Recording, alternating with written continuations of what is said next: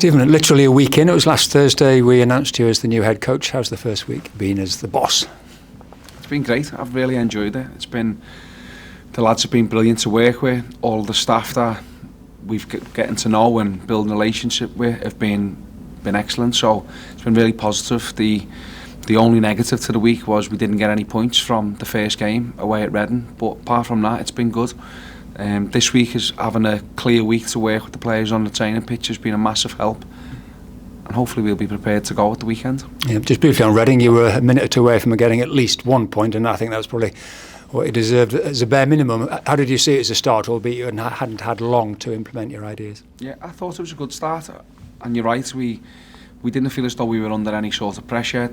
Reading probably edged the possession of it, but we felt we created the clearer chances. I was really positive going into the last 10-15 minutes that we could go on and win the game. We tried to make positive subs that were going to give us a chance to get higher up the pitch and create one more big opportunity, and unfortunately there was just a mistake at the end that gave them the penalty situation. So yeah, I was gutted not to come away with at least a point, but I felt on the day, the way we played, we probably could have had all three.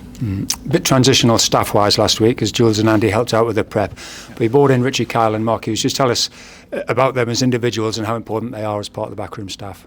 Yeah, so obviously Mark Hughes is somebody I've worked with for a long time since I've known him for an awful long time, played with him a couple of times at different clubs, and since I became a manager and a head coach, he's been part of my coaching staff. He's really intelligent coach, was an intelligent player. He's played nearly 600 league games, so his brain is excellent when it comes to seeing the game and what's required. He helps me, stands on the touchline and questions me and challenges me an awful lot, so really pleased to have him back again as part of the staff. And then Richie is somebody who I've not worked with before, but I've known again since his time when he was coaching back in Everton's academy a long time ago now.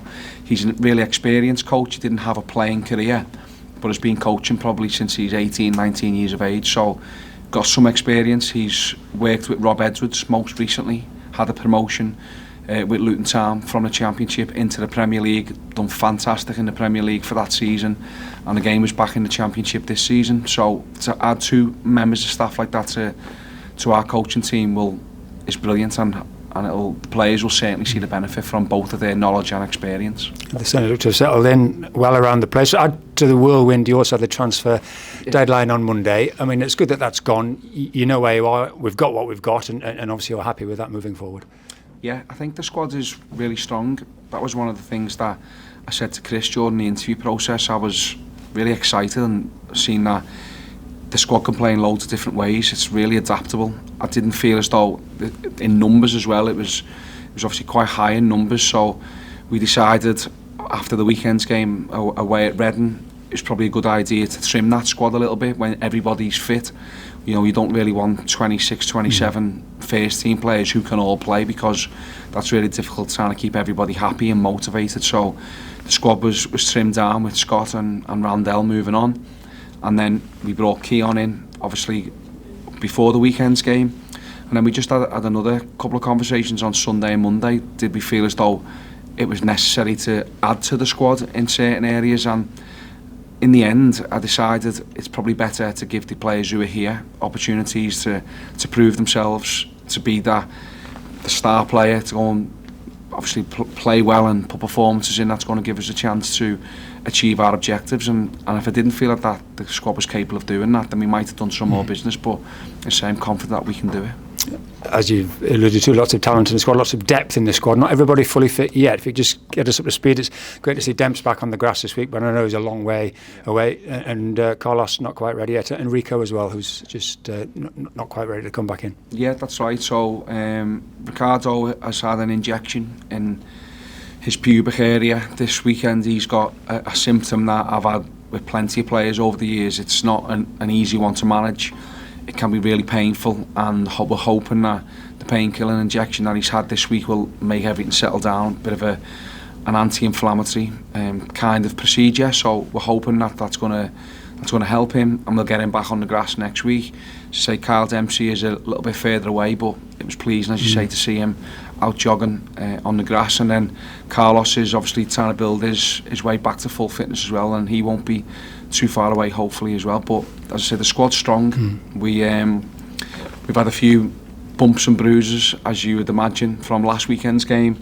A couple of bumps and bruises from what's been a real competitive training week. So I believe. But yeah, we should be in a good position going into the weekend's game. Good stuff. Just lastly on personnel-wise, midfield 1 out, 1 in, because unfortunately George Thomason picked up a 10th booking, but Jay Matete free from suspension now, so that'll be the last sort of changes in the squad, I suppose. Yeah, say George Thomason won't be available. He will be available for Tuesday's game now against Wrexham, so that's good. Keeps him in a rhythm. He won't have to wait too long to be back involved. And Jay Matete will come into the squad because he was unavailable for the previous 3. And that's good. We lose a quality player, but we get to add another one straight into the squad. So, as I say, that's the beauty about having strength in depth, and I'm pleased that we seem to be in a good position. Good stuff. And finally, lastly, we can talk about a game of football, which is what you're here for. And Crawley Town at home on Saturday, your first home game here. How much are you looking forward to that?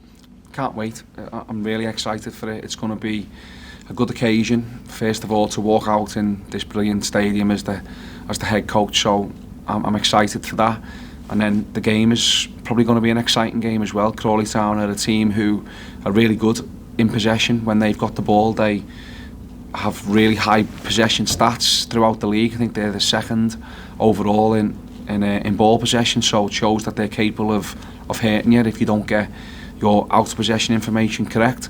So we have to make sure we're aware of that, and then try and impose ourselves on the game when we can. We want the players to be as positive as possible, play forwards as much as we can, commit bodies forwards into attacks and cause them loads of problems, and as I say, most importantly, try and get that 3 points that we want. And it goes without saying, winning's the name of the game. We're still in a good position, aren't we? There's a sort of third of the season to go. Lots to play for. Yeah, loads to play for. Level on points with 6th currently, so loads to play for, loads to be excited about, and as you said, still a relatively long time to go. So we keep going, we keep trying to improve, we keep trying to get our messages to the players about the principles, both attacking and defending, and I'm sure they'll take on their messages on board, and hopefully they can put performances in that they're going to get the results that we require. And last one, just a message to the supporters. It's been a tough time for the last month or so. Jules gave us a little pick-up. You've done likewise by arriving. What are you hoping that you can deliver for them? And on Saturday, I'm sure they'll give you a great welcome. Yeah, we want to try and buid some momentum, especially here in this stadium. It's dead important when you've got such a big fan base that we try and stick behind the team. It won't go all our own way. I can almost guarantee that from now till the end of the season. We won't be able to just control games and get every result the way we want them to go. But as I say, if the fans stick with us, which I know that they will, if they can see that the players are putting in 100% effort and are giving everything that they can for the shirt, then we'll win games here, and I'm certain we'll win games away from home as well with our fantastic away support. So we're going to need the fans. They're going to play a huge part in this running, and it's over to us as the staff and the players to deliver for them.